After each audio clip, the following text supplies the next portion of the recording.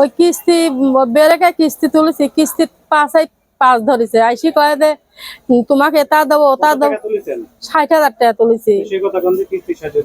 হ্যাঁ 60,000 টাকা তুলেছি। তারপরে এনে আইসি আমাক কইলে কি ওই দিয়া কি ওই রোমবাতি দিয়েছে ওই ঘরে মদিতে ব্রহ্মবাতি দিবে গেছে, আইসি দেয় লোকটা নাই।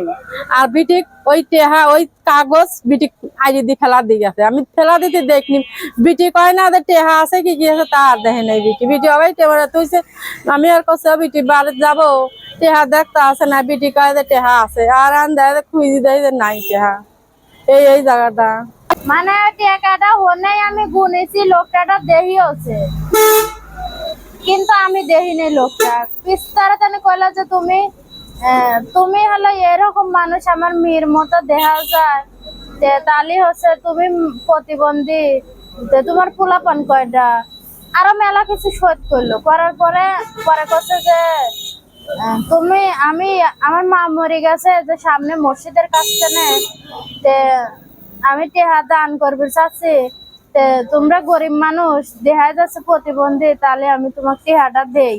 তুমি হচ্ছে কোনো খারাপ কামে ব্যবহার করো না, তুমি ভালো কামে ব্যবহার করো। এটা কয়া আমার পিস ঘুরতেছে, আমিও ওই চালে ঘুরতেছি। মানে অতটা সেন্স নাই পরে হেনে আসি টেহা কয়েছে যে তোমার টেহাটা দেহি। এটা কয়া আমি আবার দিছি আর আমার দিলছে দি, তারপরে দেখতেছে এটা না দি কলে এই টেহাটা তোমার এই টেহাটা তুমি বিরাট অফিসে দিয়ে দিও, তুমি সুদ সহকারে দিয়ে দিও।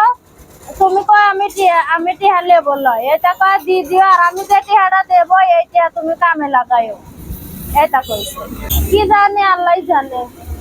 এখন তো গা মাথা ঘুরতেছে, চোখ জ্বলি পুড়ে যাচ্ছে। দর্পণ টিভি, এই সময়ের প্রতিবিম্ব।